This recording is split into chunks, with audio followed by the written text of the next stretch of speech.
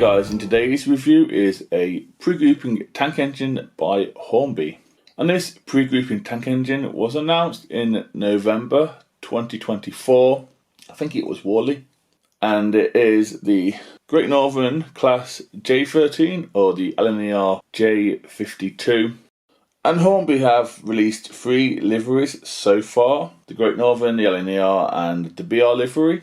So as you can tell, the version that I went for is the Great Northern Green livery. The product code for this one, R30365.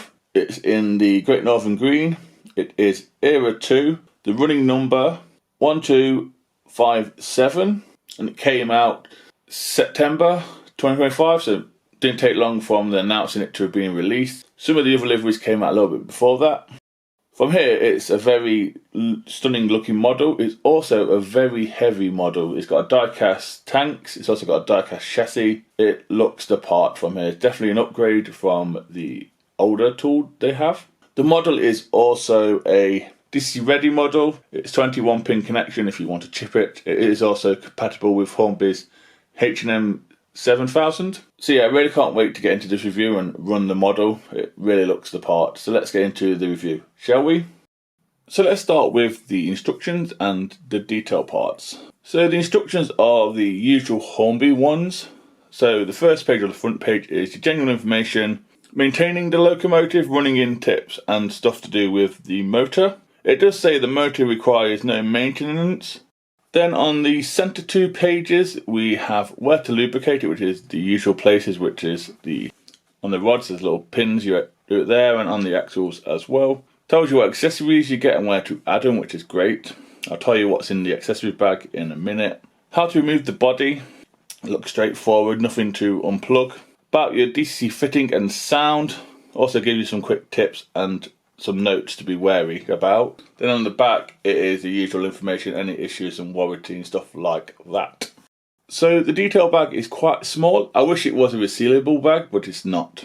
So you get 6 lamp irons or 6 lamps in there to add to any of the lamp irons you want to this locomotive or any other I suggest. You get a front vac pipe and a rear vac pipe. And then you also get the front coupler as well, which I found a bit weird. I'd rather have it on the locomotive, but that's just my preference. The vac pipes are coloured in and the lamps are white.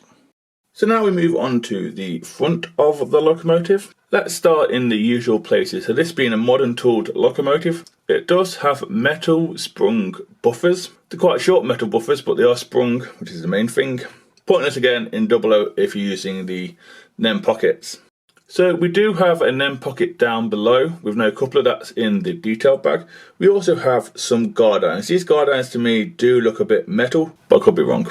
The buffer beam itself does have rivets on there. It's also red. There's no lining. We have the number in the correct font and style, which is 1257. Then we also have a hook in black. I think that's a metal piece as well. The buffer shanks themselves, I believe, or housing, are in black, and they connect to the buffers again in a round motion with a few rivets on them. Below the numbering there is some other writing which I can't seem to read, but it is there in white. As we move on up just a tiny bit, we have 4 separately applied metal lamp irons, and these are for your lamps that are in your detail bag. If you wanted to add them, you can. There's also a separately applied piece behind the lamp irons, but below the smoke box door. We also have some lubrication pots and some sanding pots as well if you just look closely enough, with a few rivets on the running board. The smoke box door does seem to be in a matte condition. We also have the dart picked out in silver with the hinges and supports again in the silver. At the top we have a metal handrail. If you look just past that, you can also see the saddle tanks have been lined in the Great Northern livery, which is fantastic to see, and it all looks crisp. Then we have another metal lamp iron and a separately applied chimney. That chimney again is in matte. And if you look closely enough to one of these sides, you can see a step on one side of the tanks. So now on to the side of the model. To me, both sides are exactly the same, but there is some slight differences to some piping. So around the other side, we do have some more of that separately applied piping that's in front of the smoke box door. That is there, that is separately applied. There's some other details as well. But around this side, On the middle splasher where the builder's plate is, it looks to be a metal piece. It looks to be a reversing rod there. Again, that's very nice to see a metal piece, very shiny. So the chassis and the saddle tanks, as far as I'm aware, are die cast. It's a very heavy model. Can't stress how heavy it is. So this is a Henry Ive design for the Great Northern, and it is in the Great Northern livery here. So on the saddle tanks itself, we have the initials. We also have a separately applied metal handrail. It's great to see a metal handrail. We have it in the Great Northern livery, which is a darker green around the outside with some lining. I think it's white, black and white. And then it's a lighter green in the inside. That's how the Great Northern did theirs. So between the saddle tanks and the chassis, we do have some inside motion, and it has been picked out in red, which is fantastic to see. We also have a step on the saddle tank as well, near the smoke box door chimney area. Again, that is in a matte black. Even the splashes have been lined with a gold trim. Everywhere you look, there is lining. If you look just underneath the tanks themselves, you can see the lining continues where it would be if it had the boiler showing through. Again, that is lovely to see. The lining on this is crisp and clean. Like I said, the chassis itself is die cast and it is lined as well. The wheels have been lined too. We have the sanding pipe and we also have the brake shoes lining up with the wheels.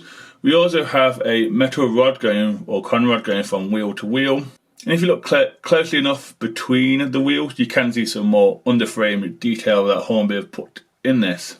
Even the steps on the chassis have been lined as well. And if you look closely enough, you can see some more lamp irons on the chassis, along with some rivets and some sanding pots as well. On to the cab area now. So the cab area itself has been lined. Again, the step below it has been lined as well. It comes pre-fitted with the door already attached to the cab, which makes it harder to look in at the detail, but there is detail in there. If you look closely enough at this point in time, you can see, I think it's the reversing wheel that is there. We also have the number of the locomotive in the correct font as it is on the tanks. 1257. We have handrails going at the side of the cab, and you can also see the cog rail or cog grabs that are there. I think they are a metal piece and they look very fine as well. The cab shape does resemble a P shape if you take out the door, but like I said, everywhere else it looks totally fine. The lining is fantastic. As we now move on to the cab detail, so yes, this does have a glow on analog and it is quite bright, but it looks great when it's going round. We also have some pipe work in there painted. We have, I think, some dials. We also have some fake water in the water gauges as well, and I think the cab has been painted inside. It's very hard to see with the doors not letting much light in, but I've tried my best with the pictures. There's a regulator and all that sort of stuff in there. Hopefully my pictures will do it justice. Onto the front of the bunker as it was. We do have some coal coming out the chute by the looks of it, which looks great. I never noticed that before. We also have, I think, a reversing wheel or something to do with the water there or there. We have a few cupboards as well, and then in the cab, obviously, we have the glazing for the windows. Not sure if it's a bar or separately applied, but they are definitely flush front and back. Moving on to the back of the bunker now. So the back of the bunker is much like the front with the buffer beam. So we do have a coupler already applied to the NEM pocket from the factory. We also have, I think, some metal guard irons to knock stuff off the tracks. We have metal sprung buffers. The buffer shanks, I believe, are in black. The buffer beam itself is in red with no lining. There's a few rivets. We do have a hook separate applied. Again, I think that's a metal piece. As we move on up just a little bit, we do have 4 lamp irons like we do on the front. Again, these are separately applied. If you want to put your lamps out in the detail back, you can, or if you want to leave them as they are, that's fine. They are separately applied piece, so please be careful with them. Then we have the usual Great Northern lining around the front of the bunker. Again, it's dark green lining and then light green in the centre. In the centre, we have the number of the model, again, which is 1257 in the correct font. Then just before the cover, as we move up, we do have another separately applied lamp iron. Then we come to the coils at the top. Again, they are separately applied and they are nicely done. You can see a little bit of the coal in there too. We also come to the back of the cab. The back of the cab does have the glazing in there. It also has the window bars moulded into the glazing, which is great, but there's no lining around that area. So now we come on to do an air review on top of the saddle tanks locomotive. So let's start in the usual places, which is the cab roof and coal. The coal load that's in there isn't too bad actually, it's quite good. It could be a removable piece, but it doesn't look too bad. It doesn't look like it needs replacing. We don't have a vent as such on top of the roof. We do have this mat area, which I think the vent lifts up. It's not one that opens, it just lifts up in real life. And there is a tiny handrail on one side for the crew. I'm guessing there's some steps down the other side. The lining from the cab does come up and over and then stops where the vent is. Like I said, the vent is in a mat area to match the smoke box.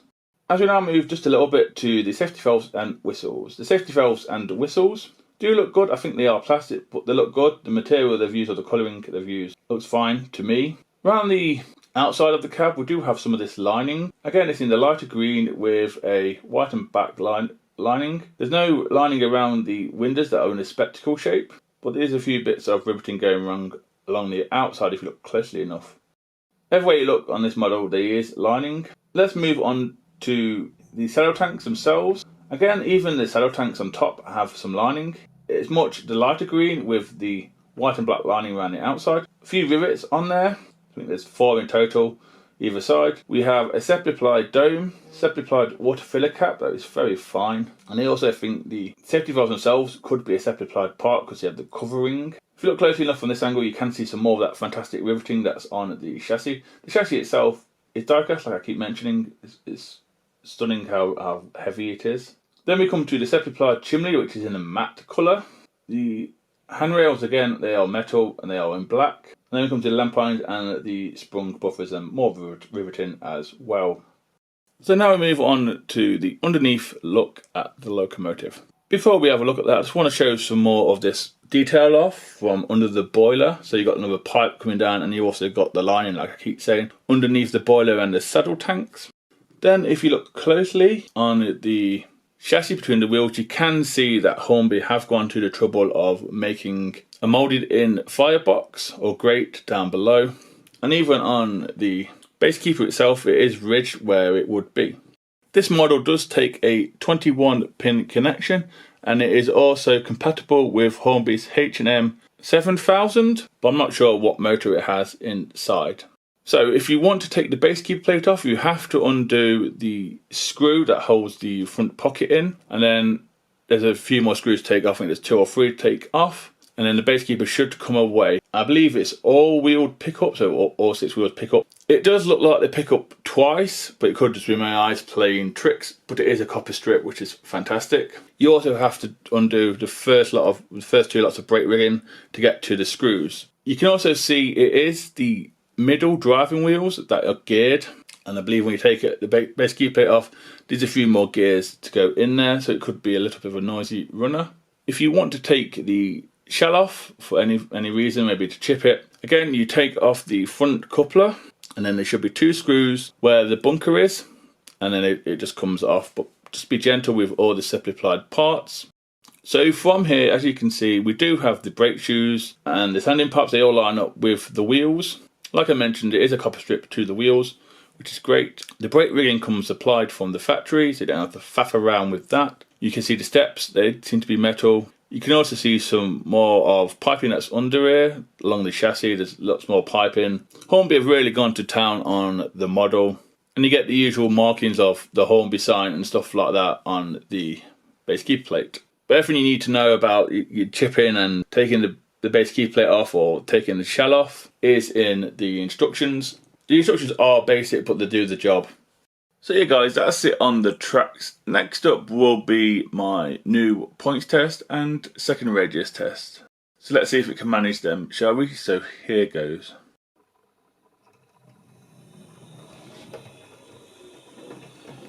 A little fast. Stumbled a little bit there. We're talking 35. Yeah, just slow right down going backwards. Let's see if it'll make it at this speed going backwards again. I've not touched the controller. No, I don't think so.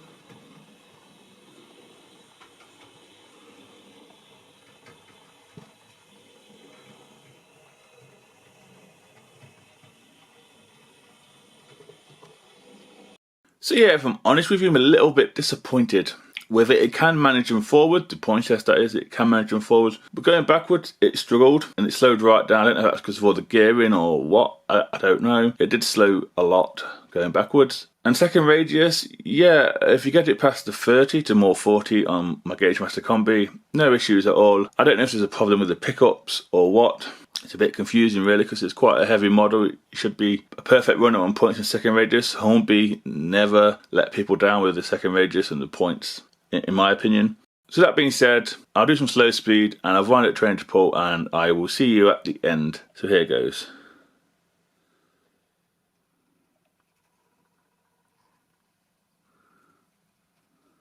Quite slow. What's that, about 25? Speed it up. So yeah, around the 30 mark it looks quite good at slow speed.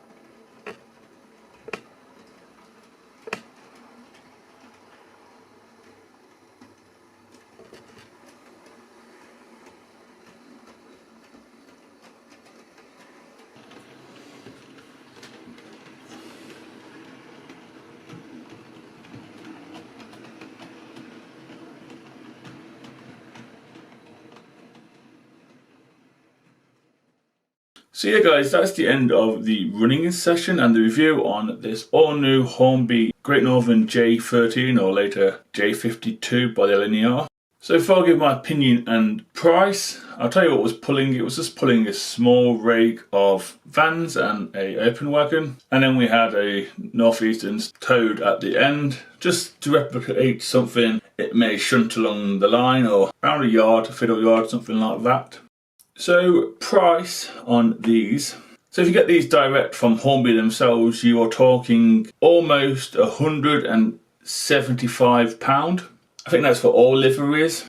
And I got mine from Kerno Model Shop, but in general most model shops are about 157-ish pounds. Again, I think that's for all liveries as well. I know people go moan it's an 060. It hasn't got a tender, it's a high price, but models are getting higher priced. It's the way of the world. Your food is, your rent is, and council tax and all that sort of stuff is getting higher. It's just the way life is. Yes, you can wait for a sale, that's fine.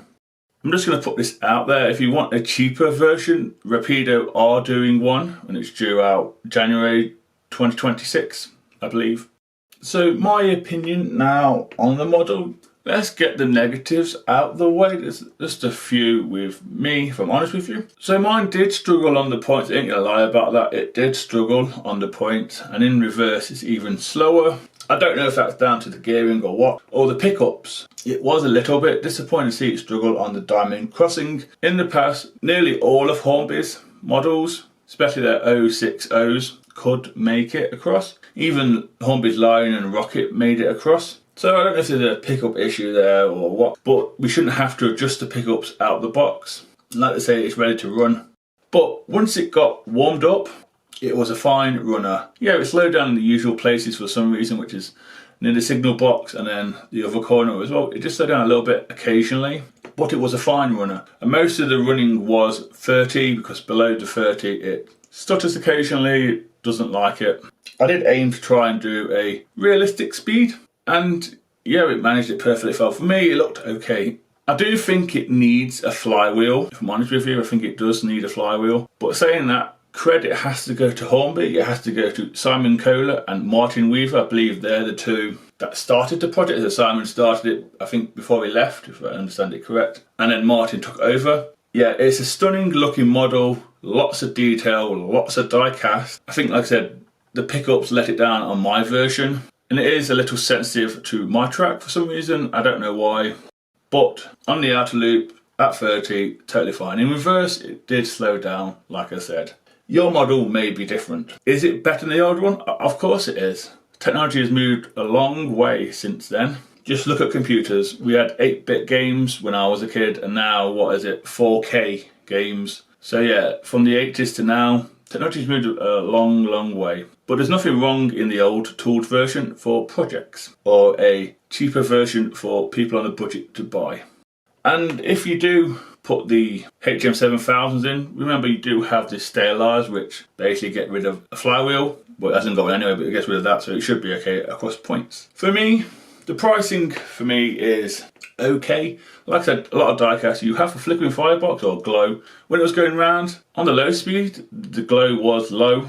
I had to look in the cab at one point, stop it and look in, it was just lit. It's not like too bright, it's not like you need sunglasses or anything like that. But I have to be honest, in my review, mine did struggle on the points. Like I said, I don't know if it's a pickup issue or what, but I am happy I have one. Hornby should be proud of the model. So that was my take on the all-new tooled Hornby J13, Great Northern J13. I hope you find this review useful. Please take care and goodbye.